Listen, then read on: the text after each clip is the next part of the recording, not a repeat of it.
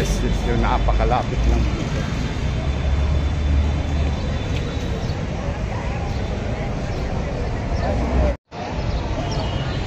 Yan ang harapan. Pasok po tayo dito. Dapat kung pupunta ka ng Vietnam, dapat ay makarating ka dito. Yan, mga souvenir items nila. Yan.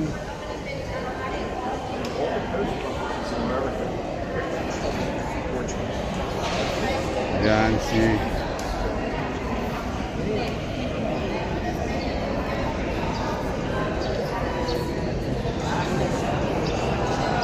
yan ang inaano nila, yung architectural design. Kaya sabi po nila hanggang ngayon ay patuloy na nag-ooperate pa rin ang Central Post Office ng Vietnam.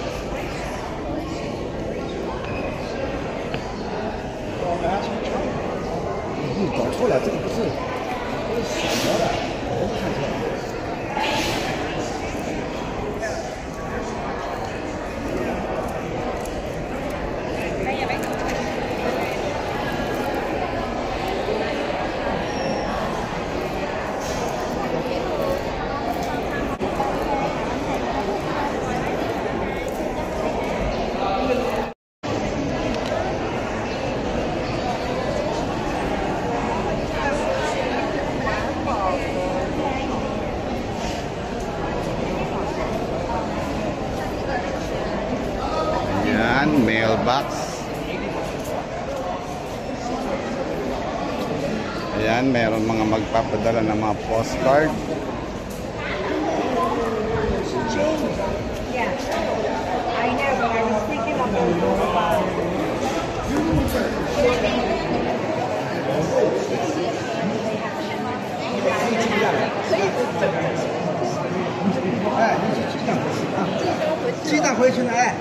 Ayan, parcels and item packing.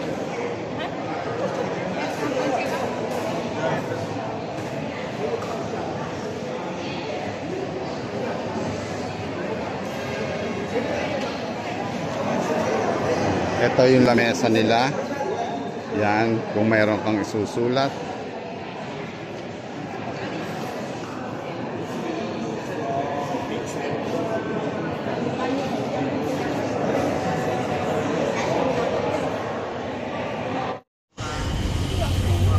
Andito yung Notre Dame Church.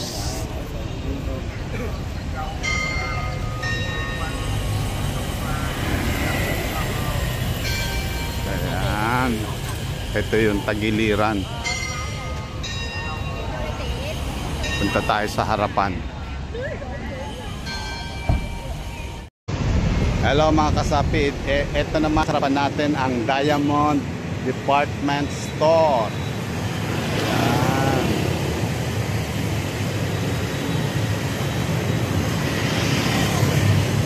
Ito yung mga busy street. Kaya sa kabila, under reconstruction po ang Notre Dame.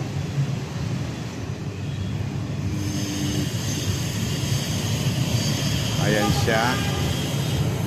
Tapos nandun, park sa kabila. Pupuntahan natin yon.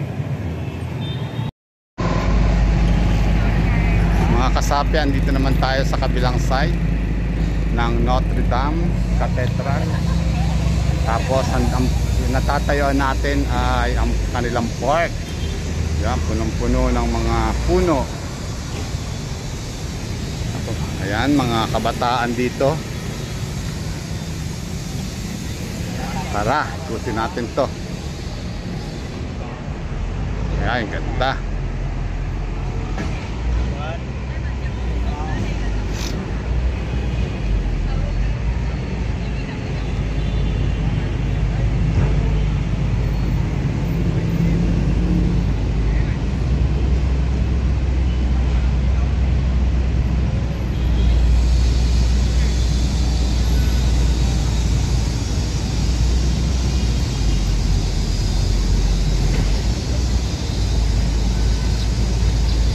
daming nagpo-photoshoot.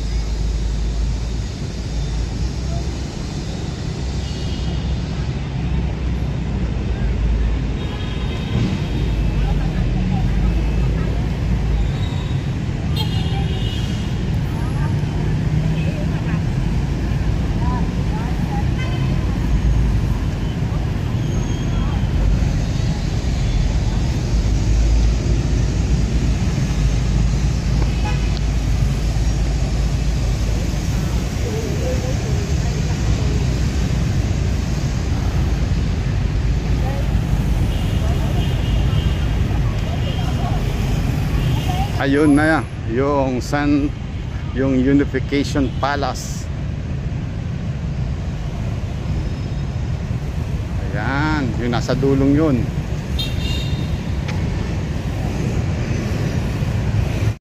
Ayun mga kasapi, ang Unification Palace sa dulo.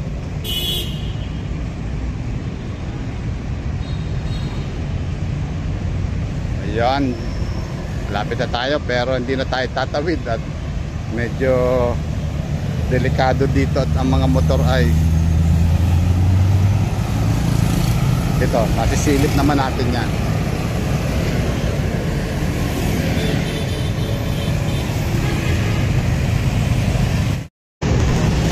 Ayun mga idol, ang Unification Palace. Hindi na tayo tatawid at medyo delikado, masyado mabibilis ang mga motor.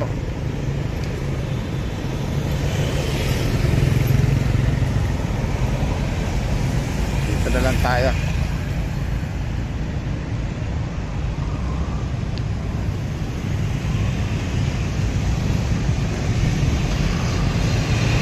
Ganda ng park nila.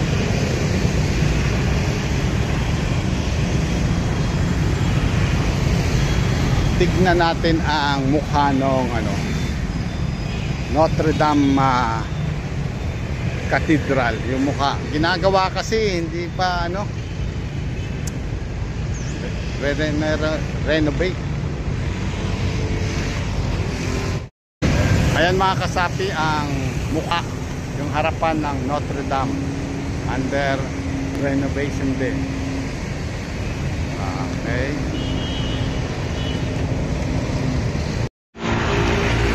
Mga kasapi, alam nyo ba mga kasapi, dito sa District 1 halos sa walking distance lang yung mga pwede nyo mapuntahan. Malalapit lang siya, maganda dahil walking distance, hindi nyo na kailangan sumakay ng Grab.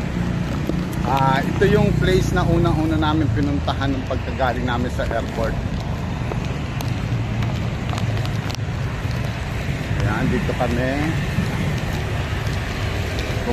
dito at bumaba kami at papunta kami doon sa Central Post Office at ito yung Notre Dame. Ayan, ginagawa, reconstruct. Ayan, pagbaba namin dito, naalala ko pa nga nung 3 days ago, pagbaba namin dito nahulog yung susi ng luggage nung kasamahan namin. Mabuti na lang merong nagmagandang loob na babae, nakamotor, dito niya ipinarada patapos tinulungan niya kami. At saka yung dalawang nakagreen na yon, tinulungan niya kami, pulis yata sila. Pero humingi kami ng tulong dun yung sa babae na yun, yung nasa bike, ayaw niya kaming tulungan. Hinihiram ko yung alambre, dito po nahulog, tandang-tanda ako dito, nahulog sa kanal na to. Sakto pagbunot niya nahulog dyan sa kanal na yan yung susi ng luggage niya, dala-dala niya.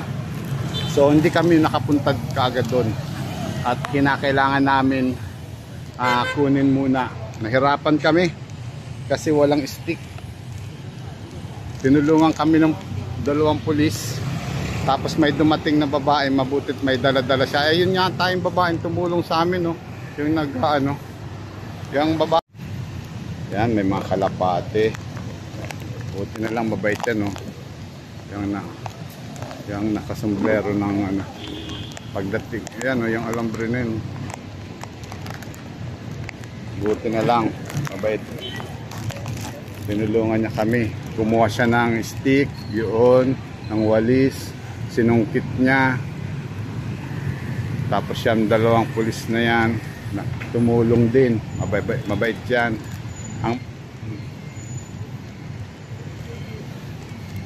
Hello, ma'am. Hello. Ay. Combank.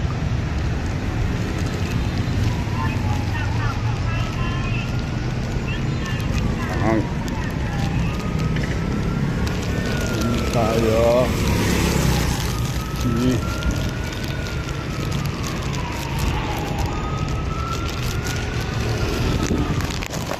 Yan.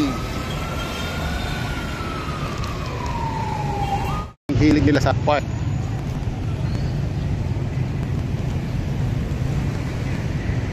Ayan.